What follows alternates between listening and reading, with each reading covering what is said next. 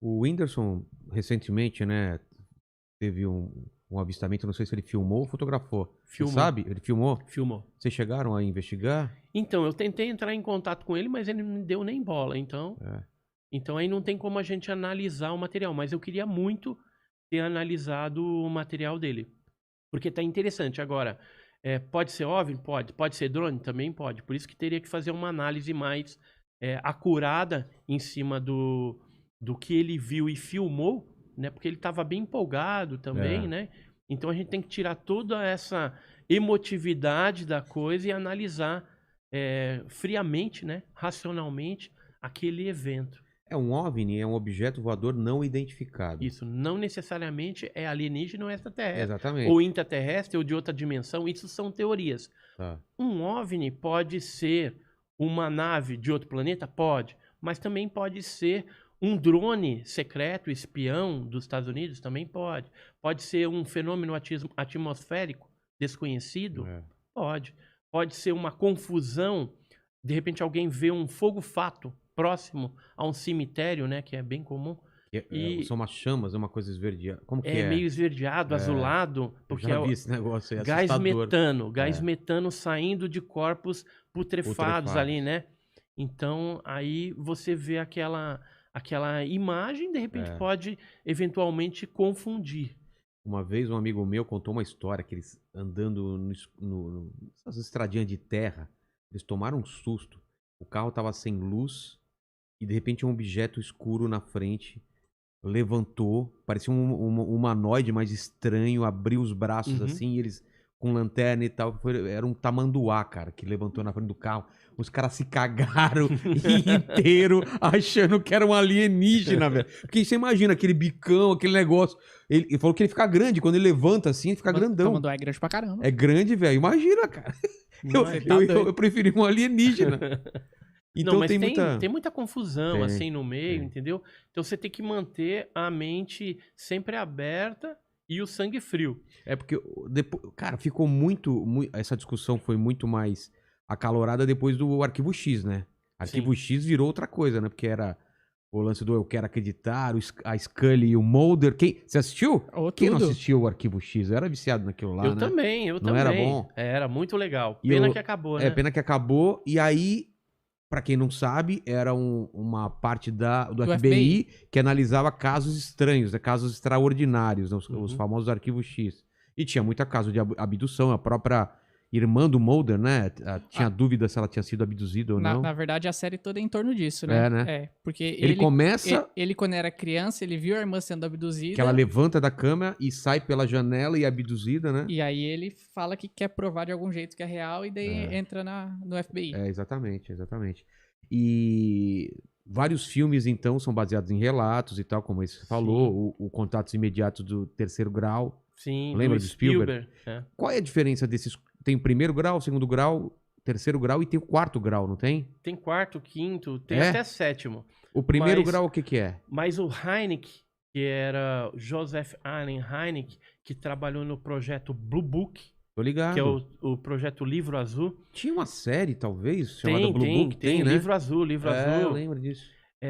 O Hynek, ele instituiu essa nomenclatura e depois outros pesquisadores foram aumentando, dividindo, mas o basicão é assim, contato de primeiro grau, são avistamento de luzes sem você identificar muito bem o que é aquilo. Ao longe, O do luz, Whindersson, primeiro grau.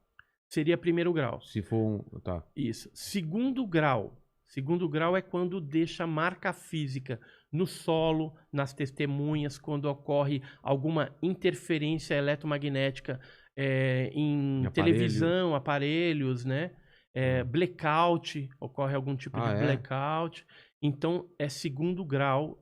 Mutilações de animais também. Queimaduras? Queimaduras Na pele. na pele da pessoa, ou a própria marca, né? Sei. De pouso, ela pode ser classificada como segundo grau. O terceiro grau é quando você tem o tripulante na cena do avistamento. Pode ter o OVNI ou não, mas tem que ter necessariamente o avistamento do tripulante. Seja dentro da nave, fora da nave, né, ou sem nave, mas que fique definido que aquilo seria um tripulante de algum objeto voador não identificado.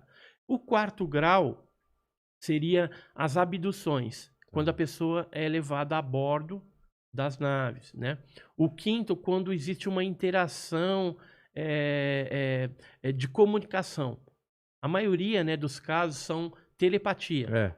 Alguns casos, o tripulante fala na língua local do abduzido, né, do contatado ali, e geralmente, por exemplo, se for a língua portuguesa, é um português muito correto. Entendi. Se for em francês, é um francês muito correto. E em alguns casos existe uma linguagem, um percentual bem pequeno de linguagem ininteligível, ou seja, grunhidos, algum rosnado, alguma coisa diferente que não dá para entender, não houve, então, uma interação e uma comunicação. Tem mímica também, tem alguns casos que teve mímica aí, né, para tentar se entender, mas na maioria dos casos, né, eu diria aí que 80% é telepatia. Então, sempre quando, nesses filmes que relato é assim, parecia que a voz, falava que a voz estava dentro da cabeça dele, né? A pessoa pensa em perguntar alguma coisa, já vem a resposta imediatamente dentro da cabeça das testemunhas. É mais ou menos eu conversando com a minha mulher, é a mesma coisa, assim, que eu vou falar alguma coisa, ela fala, eu já sei o que você tá pensando, e a resposta é não. Entendeu? E então, a gente falou dos tipos de contatos. Agora, tem os tipos de seres também, né? Tem os Greys, né? Greys... a gente fala mais assim, tipo alfa, beta e gama. O Greys tá dentro disso? O Grey tá dentro do alfa. O que é o alfa? O alfa são os baixinhos. Não fala em beta, não. Baixinho cabeçudo. Só uma coisa. Você tá chamando ele de beta? É que beta é uma coisa... não tem nada a ver com alienígena. Que tem um cara aqui que a gente chamou aqui pra cá. Se chamar ele de beta... Tá me chamando de beta, irmão? Tô me chamando de beta, irmão. Então, desculpa. Mas só como chama lá? Um adendo. Um adendo só. Alfa, então... O alfa são aqueles baixinhos de 1,20 m. Cabeçudos. Com cabeça desproporcional. O ET do filme do ET lá do Spielberg seria o alfa. Tá. E aí ele geralmente tem um olho preto, grande. O do Spielberg tinha olho azul, se eu não me engano, hein? Não tinha? Ah, olha aqui, ó. Esse aí Esse seria o... Esse é um pouco diferente. Mas, na verdade, eu colocaria esse ser aqui já dentro de um gama. Entendeu? Dentro do gama.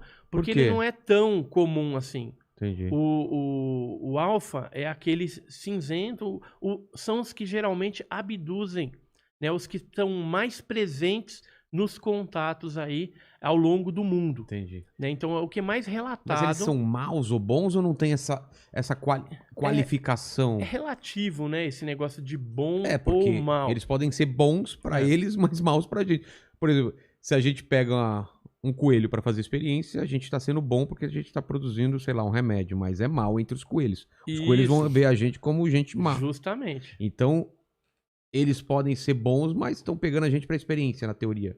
Isso, e é na marra, entendeu? Porque você não tem controle. Exatamente. Né? Mas só voltando um pouquinho nas tipologias dos seres alfa. pra gente Vamos fechar. Lá. O alfa, então esses baixinho, cabeçudo, olho preto, cerca de 80% dos casos. 15% dos casos é os betas, que é parecido conosco. Se vestir uma roupa assim, normal, que nem a gente, entra na festa. Eles têm a mesma proporção. Vem até no seu programa aqui e é entrevistado então de boa. Pode ter passado algum beta aqui, a gente não percebeu. Vai saber. Defante, eu apostaria que o Defante é um beta, cara.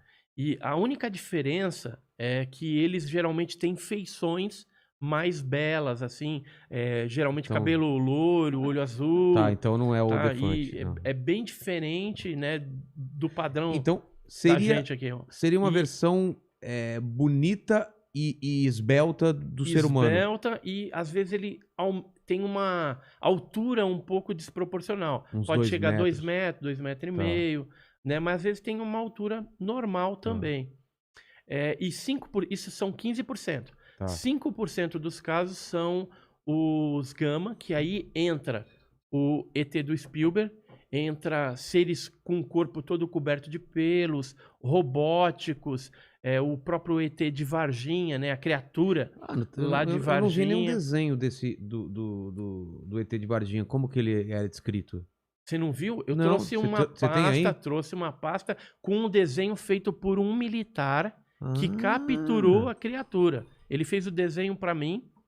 né, me contou a história, eu tô para ir para Minas para gravar com ele agora, ele contando como que foi a experiência de capturar essa criatura lá.